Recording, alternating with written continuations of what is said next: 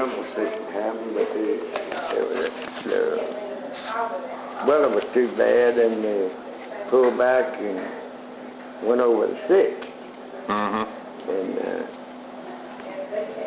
And then the 12th, well, we went over.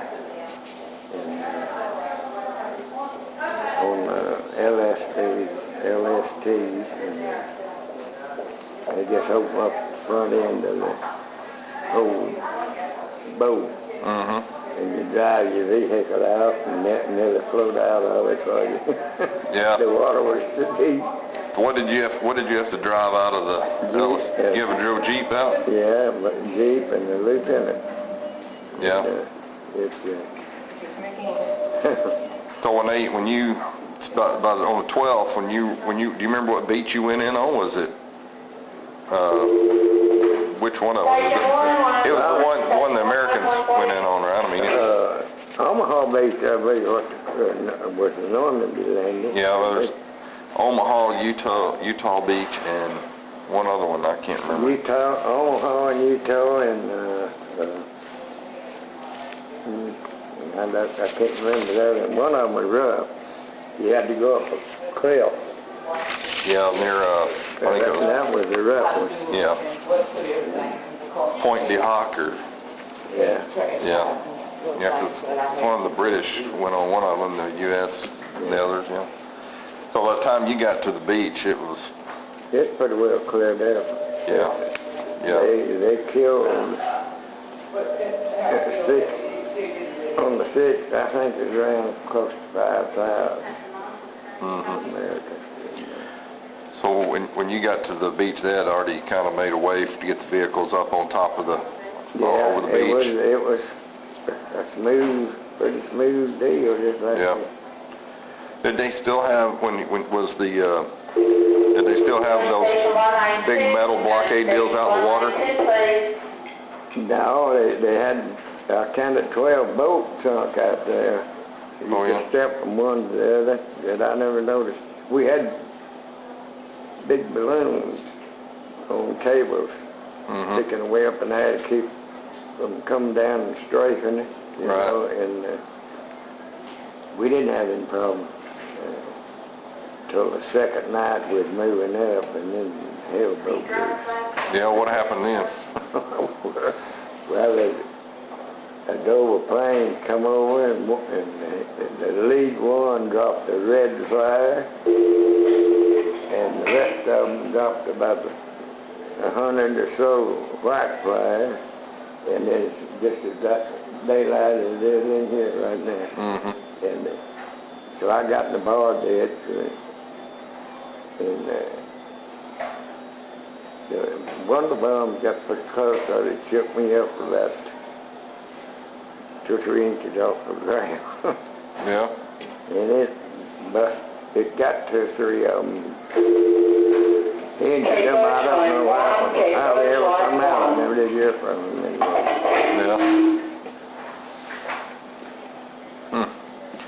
So then every night, it was, the infantry was here, and our company was right behind the infantry. Right. And the heavy artillery was behind us, shooting over us. Right. And so what were y'all doing? Was you providing support to the infantry with equipment or ammunition? Repairing equipment. We had chop trucks and everything, everything in the world. And that's what it really was. Not no major repair. The first and second echelon. Washington, They had the third and fourth echelon behind that. They take care of, you know, major breakdown. We had 2 10-ton records to hook on them tanks, you know, if they wasn't very much wrong with them. Kingsway Call Station 1, K, Call Station 1. So did you, when you just kept following, the infantry as they moved all the way in? And we were attached to General Patton's Road Army tank out there.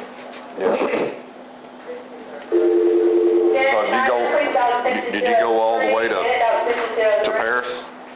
Yeah, I went to Paris. I went to Paris several times. I done went past it. Being that lieutenant. So y'all went in.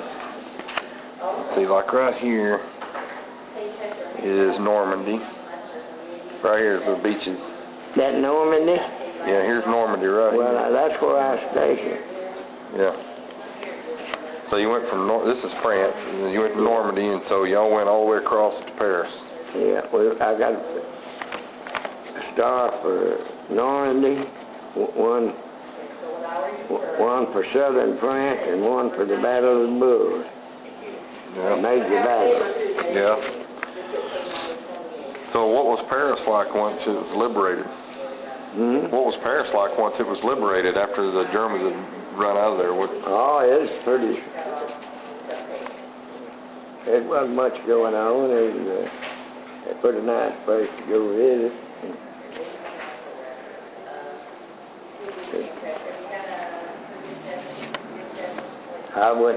I guess I made a trip.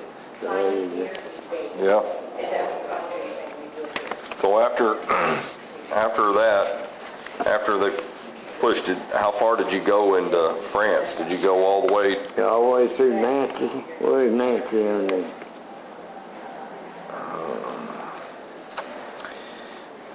Nancy's right there. Yeah. And then and this must be Germany. Yeah, this is Germany. Because the Battle of the Bulge is right here. That's where they had all those concrete bunkers and all. Mm-hmm. Yeah. Right, near the line. Yeah. Yeah. And that put in gate to it. Yeah. I flew to Mulhouse, right south of Nancy. Yeah. I went there when I went down to Italy. Yeah. Yeah. I flew into the airport right there. That was close to Nancy. They Germans had a big railroad, we called it Big Bertha and the Anjo Express. Yeah. And they fired 3 rounds when we had in Nancy one night, and they overshot. It went past the town. It sounded like a freight train going through there. Mm-hmm. They never did the.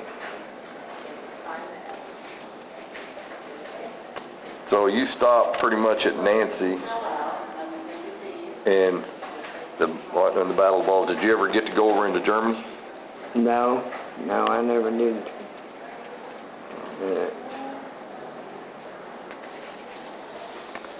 So what happened? When did you leave Nancy, and where did you go? I went to Cherbourg. They was going to ship me to Japan. Yeah. The war wasn't over there, and stayed there for a good while, and they ended the war in Japan, and that's where I caught a banana boat, back into New York. So from Cherbourg right here? Yeah. Right on the point right there? Yeah. So you went from Nancy, you went back to Cherbourg, and then you got on a boat and went to New York? Yeah. Yeah, then what happened? Well, I was orderly for a colonel there for a while, and orderly for a 1-star general. I can't think of the general's name. Colonel Chris was the first one there. Colonel Chris? Yeah. Where was that in New York at some? That was in New Jersey, and then I went over into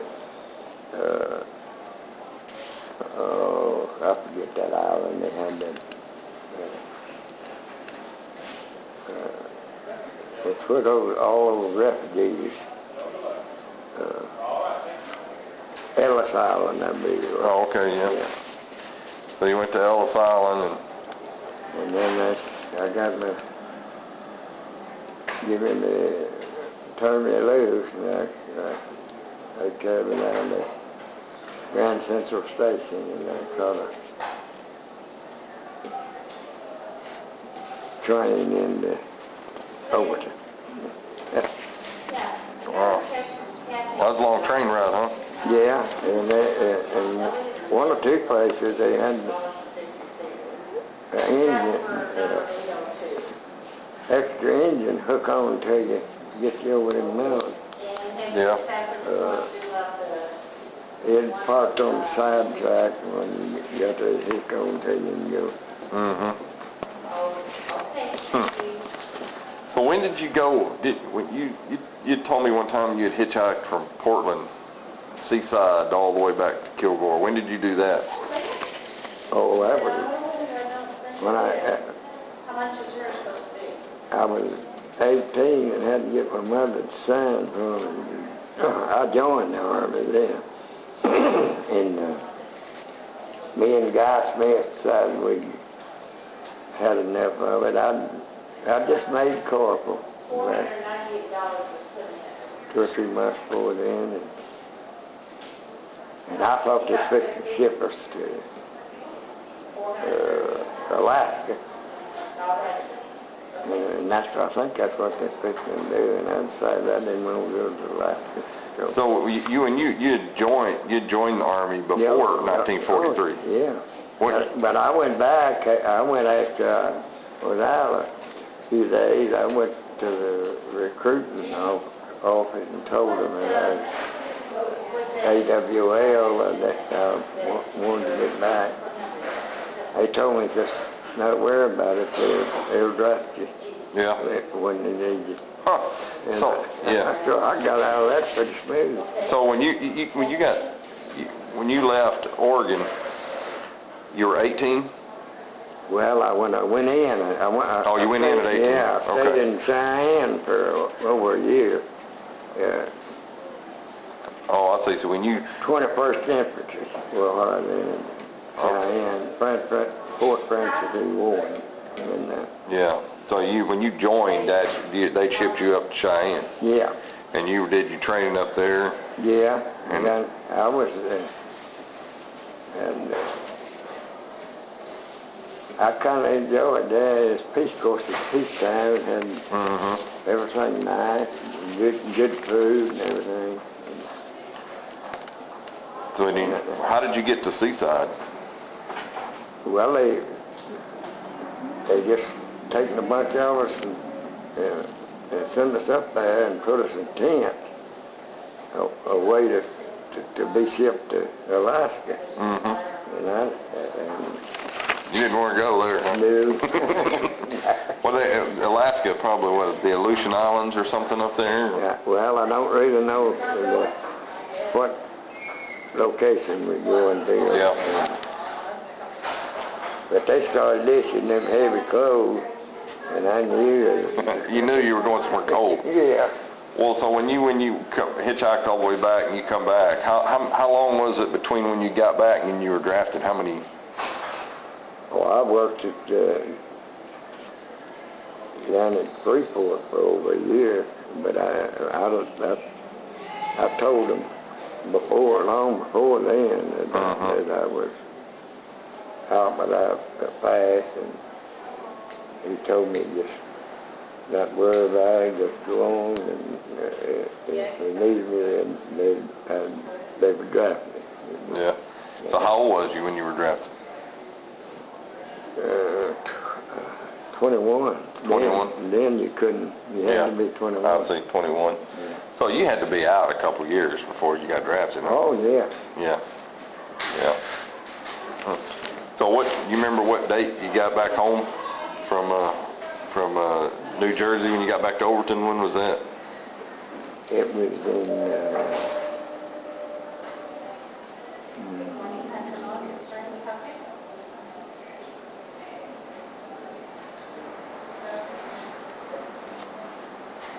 46. I know it's in 46, but I couldn't tell you what month. Yeah. So you went in and you got drafted in the 1943. And you got out basically in 46. So the war was over in Germany in 45. So right at the end of that, you come back and you were. Then I was going to go over in Japan, and then it was over. Yeah. month or two later. Month or two later. And, So, yeah, then they got in business to ship us back. yeah, They shipped you back by point. Well, you know, people have been over there longer. right, got to come back sooner, yeah, Yeah. yeah. Hmm. So you were over at least a couple of years in Oh, yeah. Europe, yeah, About 25 months, I think. yeah, yeah. Counting to stay in England. So once you left England and went to France, you never did go back to England? Okay. No, never did. So when you were in London, did you get to see much of London when you were in England? Yeah, I got a heart attack, and he carried me all over. There Went across the London Bridge, and now I think it's in somewhere in Arizona. They tore it down and shipped it. When you were over there in London at the time, there was a lot of other servicemen there, wasn't there? Oh, yeah. Because there was a lot of bases, Air Force bases all around London. Yeah, we had air raids triple nights a week, but we had in Andover, when I was MP, and they had a underground bunker you could go in when the plane did. Oh yeah, yeah. And they had several of them. Diane, line 2, Diane Washington, line 2. Well then, did you ever see any of the Piccadilly Commandos? I was in Piccadilly when I was in London. I drove with Captain to London one weekend, and Piccadilly was kind of, it wasn't much going on. I walked around through there and I heard some woman screaming in the doorway, but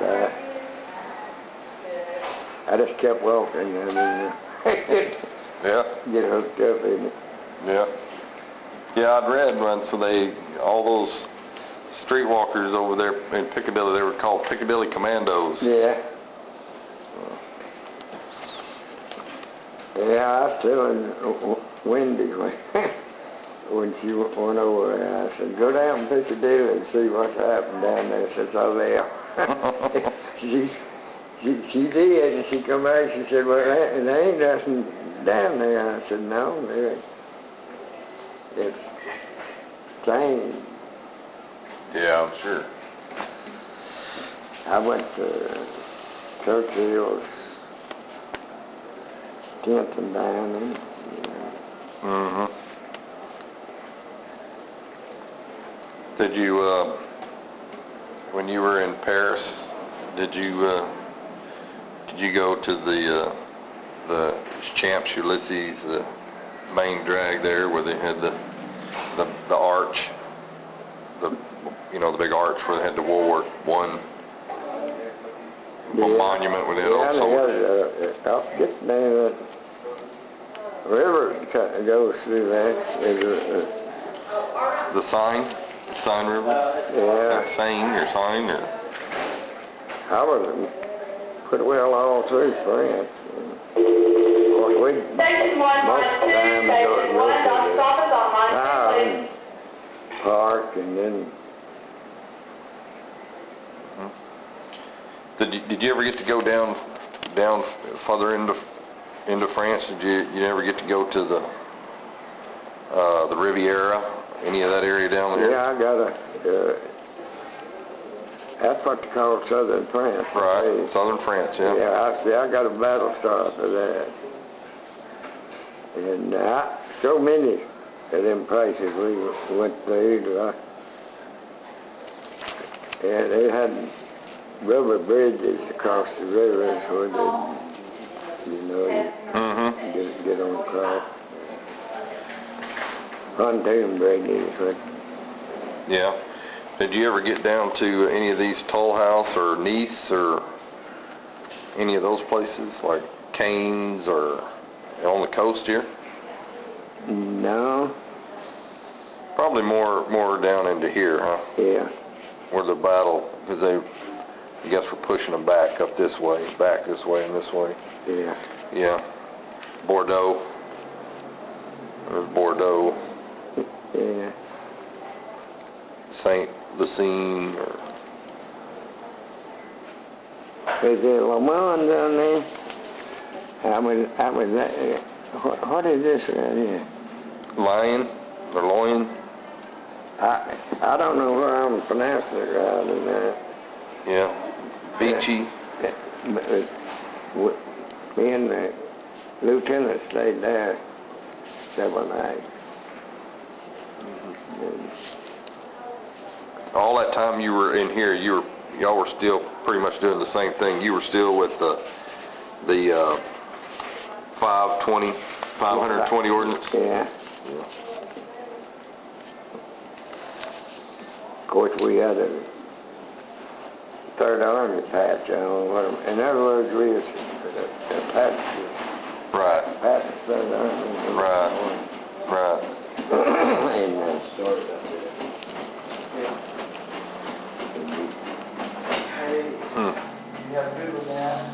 So you like France better than London or England or? yeah, I like France better than England's all right, but Cold and wet. well, you couldn't get nothing to eat but fish and chips, and that was off the street. Yeah. And but that's pretty good. Yeah. They served them in the envelope. Yeah. Yeah, I've heard that.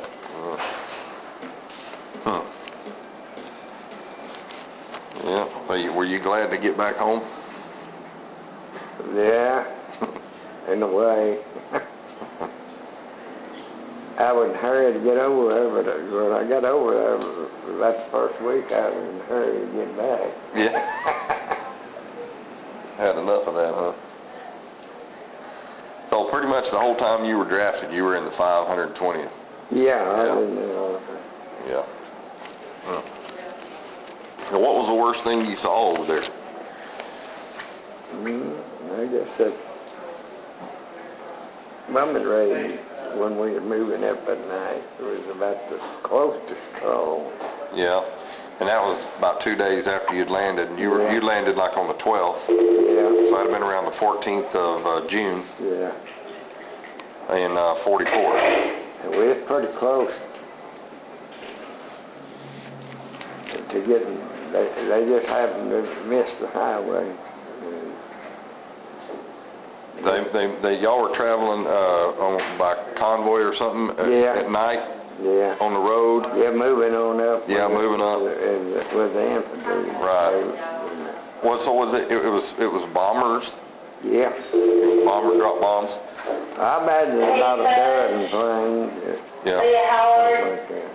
Because I think Sheriff David, please come to the administrator's office. there was a lot Chief of Buzz, Leah Howard, Sheriff David, please come to the administrator's office.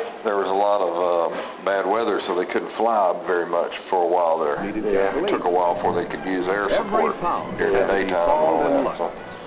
So when they started dropping the illumination bombs so the other bombers could see where to drop their bombs, that's when y'all got off the road in a ditch. Yeah. In the west, Third Army stepped up the attack on Brest. Monster guns They pumped shells dropped into a lot that of- port and wiped the German submarine menace from the screw 'em. Atlantic Sea lane. To mess up with it. Commander-in-Chief General Eisenhower Radar. viewed the progress of Yeah, battle right. and found it good.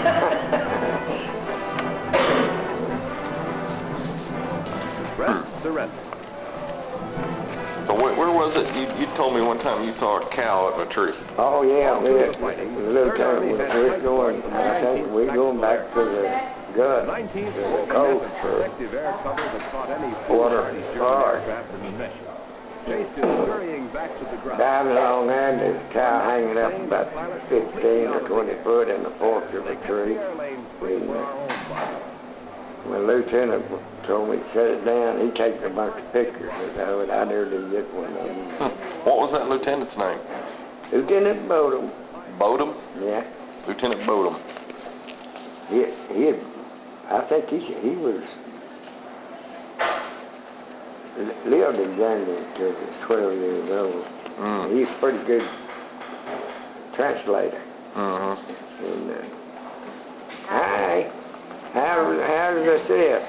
Well, about the same, Mr. Foster. I bought you some bananas. I'm just going to put them in your room, okay? It'd be all right. They were kind of green, but I picked the ripest I could find, so you may have to wait a couple of days to eat them. Well, I like them pretty good. Well, there you got some good ones, then. Hi, Larry. Her mother, her sister, just a bit of them. Huh. So what? That was the cow was in the tree. Where was that at? Was that closer to Normandy or? Well, we was leaving out of Nancy. Oh, you were leaving out of Nancy, coming back. Yeah, coming back toward the coast, you know. Mm-hmm. And it was on the right side of the road, and I guess I seen some bum holes in the ground, and they dropped thought that was personnel, I guess, and dropped a bum and loaded that cow up in there. It was kind of weird, I tell you. Yeah, to see a cow in the tree. Yeah. Yeah. So y'all cut it down? No, she did the doornail. Yeah. He just took about pictures of it. Yeah. Did you ever have to go anywhere flying airplane? Did they move you around by airplane at any time? Never put foot in one. Yeah. Before the I seen one of a German plane. I was coming down the road, and one of the German planes. I don't know whether it run out of gas or what. It crash landed just on the side of the highway there, and the Frenchman come running up there and hollering me and Bosch talking about them Germans. Mm-hmm. I said, to hell with them bosses, I'm gone. Yeah. I never did see nobody. It didn't bust up the plane too bad. Yeah. You didn't get this. You didn't see any American planes crashed over there, huh? Yeah, I seen a few dog fights. They done a lot of dog fighting when we was in England. I mean in Nancy. Yeah. And I'd watch them every evening. And P-38 we had was a rough fighter. Yeah. But they claimed they couldn't eject out of there without getting killed. On kind of a twin fuselage or something. Yeah, they had when initially they couldn't eject. Yeah. Because when they were ejected out, they would hit the cross section on the back tail. Yeah. They were hitting it, and so they had to train them differently. They'd try to turn the plane a certain way before they could eject out. Yeah. Yeah. But if you was hit just right, you didn't have no control over it. Right. You couldn't do that. Yeah. But they done a good job over in France. But they just continued them, I guess. Yeah, I read where they continued to work on them, and finally they got them working really good, and they were fairly successful in the Pacific against the Japanese. Yeah, and them people surrounded was pretty good, and that English, I forget what Spitfire, maybe. Yeah, Spitfire. Yeah, was pretty good. They'd dog fight over in England 2 or 3 times a week. Yeah. Did you get to see any of the like the B-25s or B-24, the B-17s, any of the bombers? No, I didn't,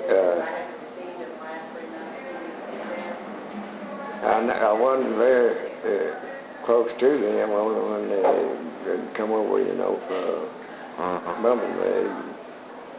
They had gliders that hook on to them C-46s and C-47 Transport planes. transport trains. They carry them so far over in front and cut them loose, and they'd find the landing plate and paratroopers. That's what they use. Right.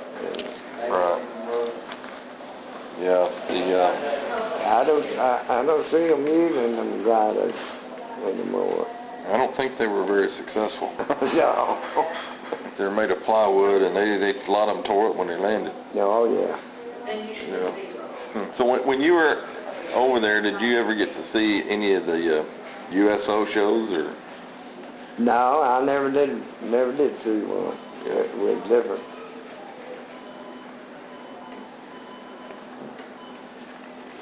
You know, sometimes they have like, stars come over there, you know. I seen General Patton one day.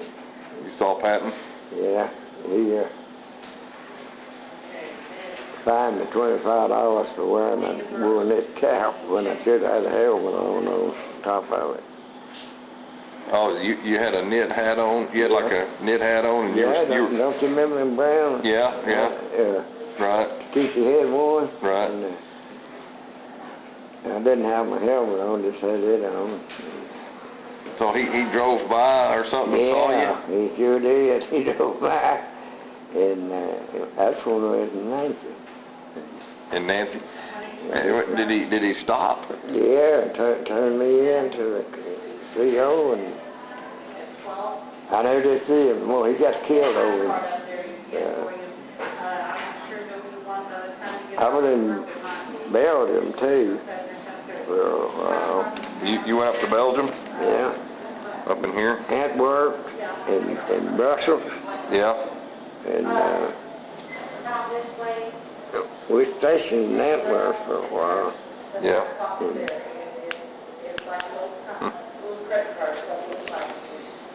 So what did Patton chew you out for not having that helmet on?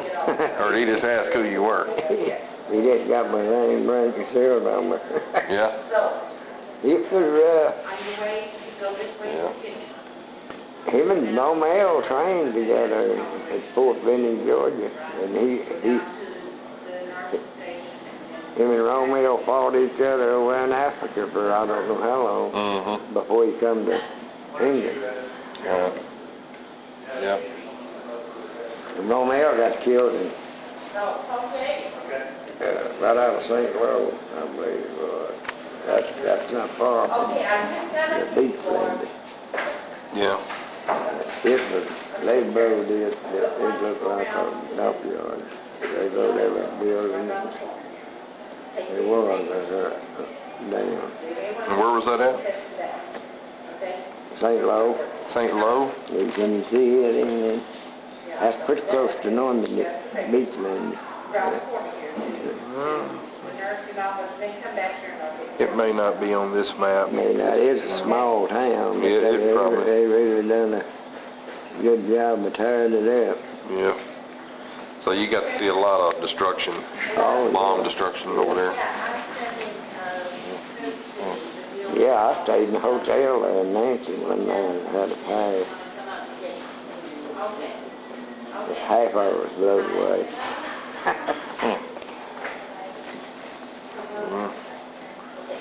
Do you remember how much they paid you when you were over there?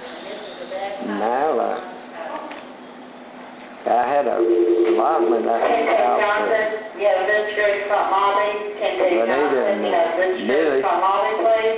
And I don't think I got over $12, $15 left right there, sit that lot. Yeah. But boy, you could take it. You could take cigarettes and a gallon of gas and get your own price for it. Yeah. So things like cigarettes and gasoline and Any kind of meat, probably, huh? Oh, yeah, any soap, that old push and grunt soap, you know, laundry soap. Yeah. Man, you can take a bar of that and get anything you wanted. Yeah. Wasn't a whole lot to get, though, was there? No. Yeah. Lots of gals, that's about all. Yeah. Yeah. So And then, them French girls were pretty.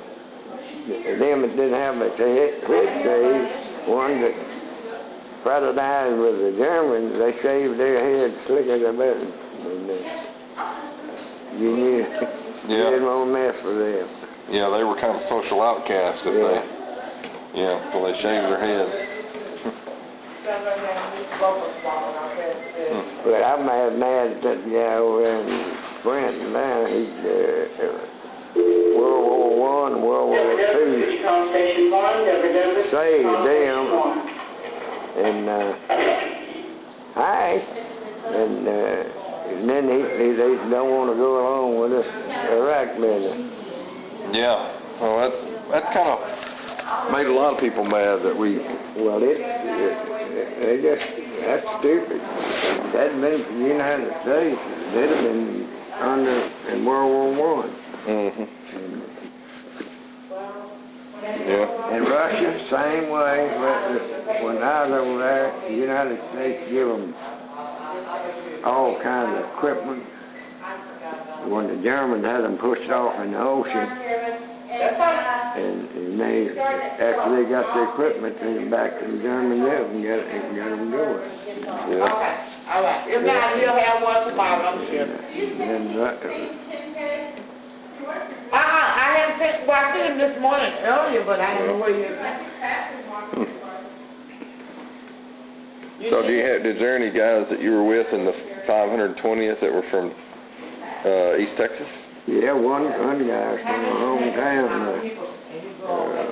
Freeman, Bo Freeman. I seen him when I moved down to Huntington. Yeah. That 11 months, he come down one day to see me.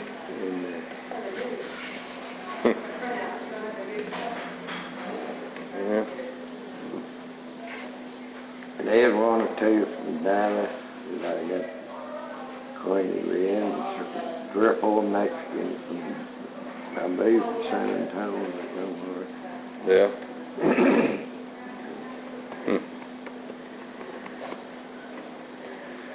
Yeah. Well, that seems like a long time ago now, doesn't it?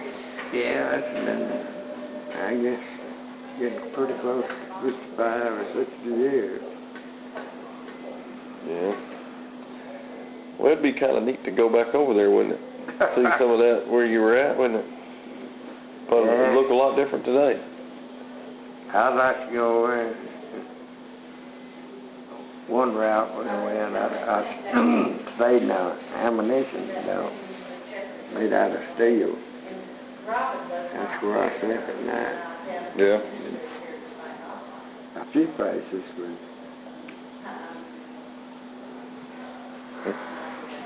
So what was your favorite place over in Europe? Well,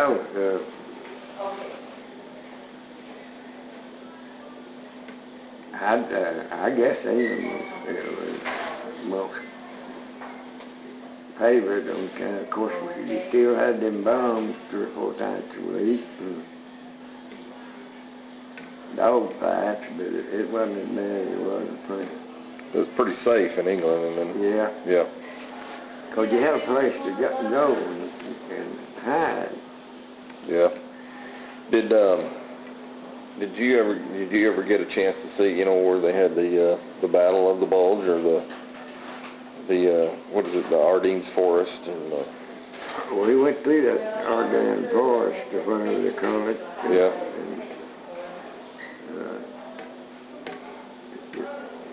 And it was pretty heavily land mined, and you had to watch where you were stepping. Of course, I had in the Jeep, I had sandbags on in it, floorboard. on the floor, yeah. Yeah. And, Well, that's the reference number, it says 3 we was lucky, never did it. Went over one. Today, in y'all's company, what kind of weapons did they assign you to carry? We had like M1 and 03s and 45 and 50 caliber machine guns and 30 caliber. And of course, we had a battery of anti-aircraft set around us. Every time we moved, they moved with us. Oh, okay. And it's 90 millimeters. So with this anti-aircraft guns, they were there just if any kind of bombers or anything? Yeah, when they'd zero in at about just before dark every evening.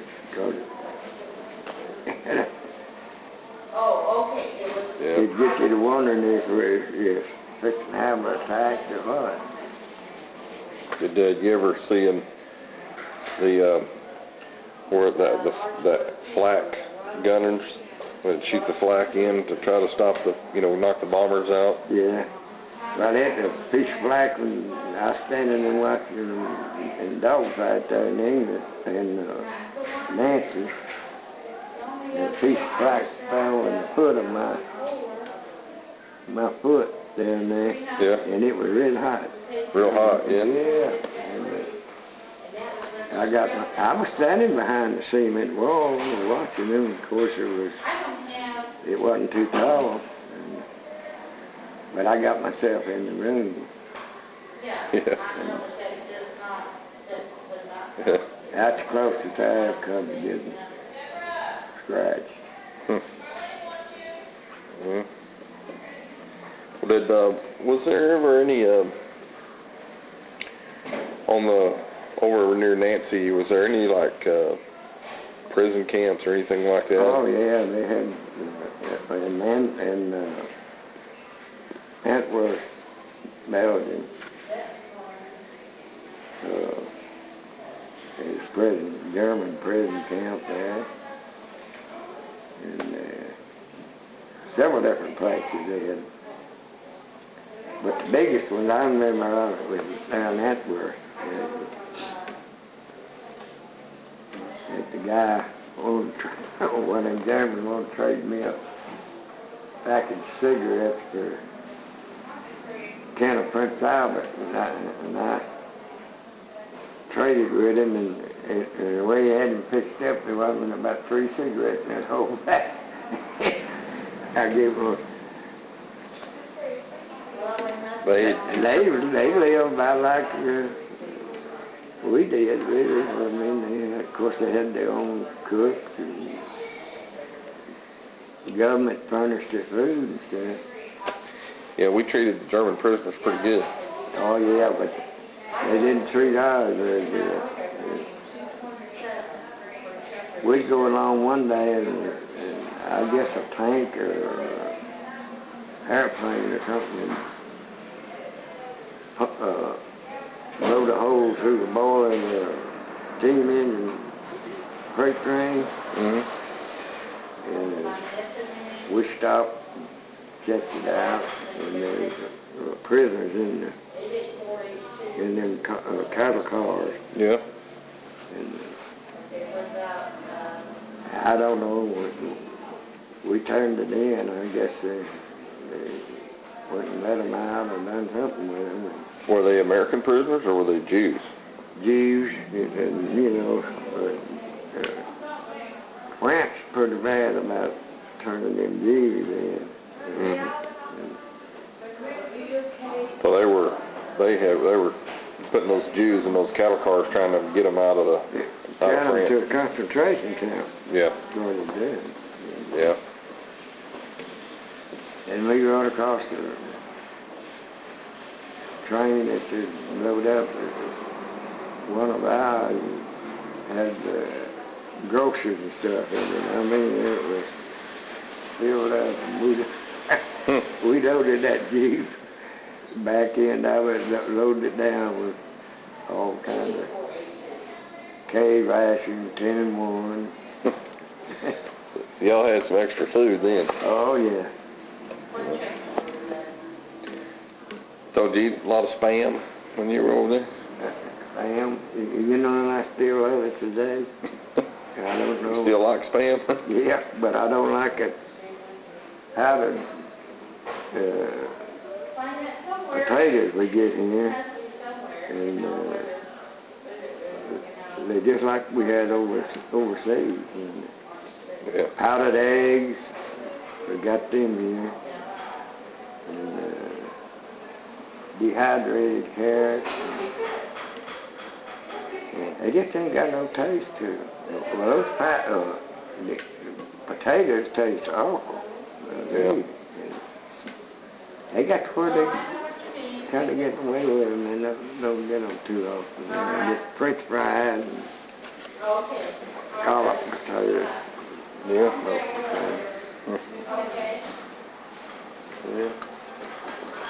Yeah, that's all it was over in England, was dehydrated stuff, you know. Mm-hmm. Did you ever get a hold of any of that French wine? That's what? French wine. Oh, yeah. Champagne was 80 francs a bottle. And of course, it wasn't too strong. And we run into a warehouse. The biggest building here was stacked to the ceiling with brandy. And we sent a 6x6 truck. Yeah. After we located it, me and the lieutenant, and they loaded it to the top with a case of that brandy. Yeah, what'd y'all do with all that brandy? Well, they issued it out once a week when they give you your pee extract. A bottle at a time. Yeah. After the 5-star was the best. It was 1-star or 5-star.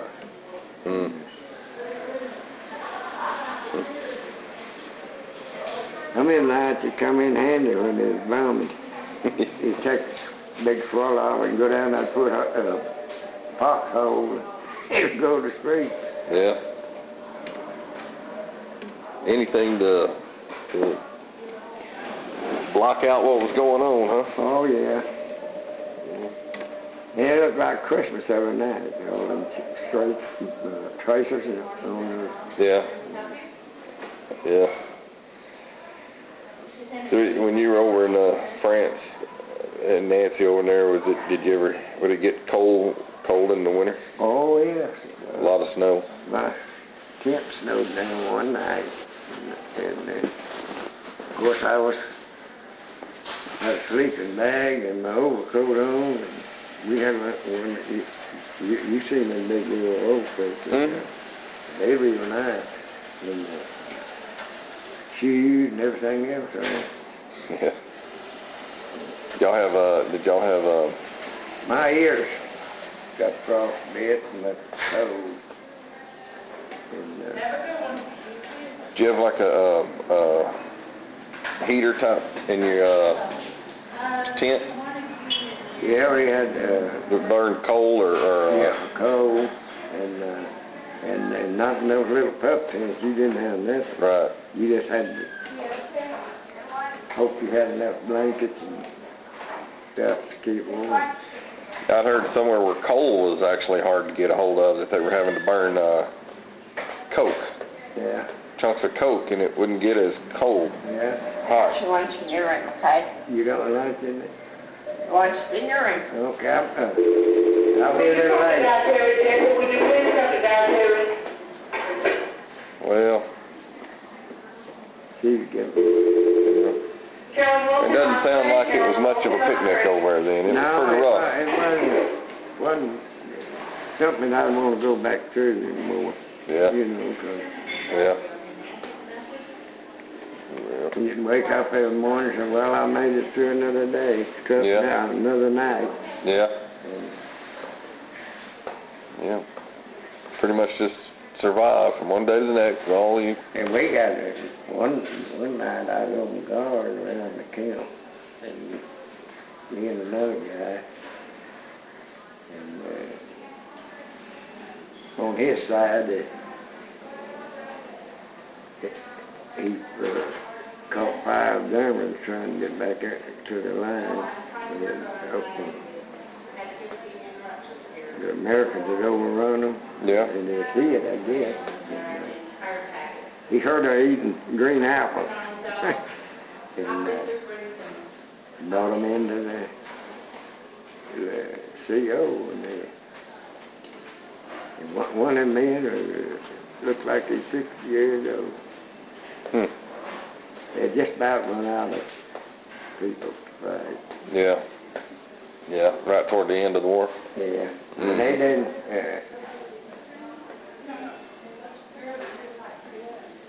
get in the camp good till they started hollering wanting cigarettes. Yeah. Well, I think the American cigarettes were a lot better than the German ones. Oh, yeah. And England, too. Yeah. Did they, was there a lot of people trying to get, like, German souvenirs and things like that to bring back? Yeah, that boy that captured them pirates, he got a German pistol and was messing with it.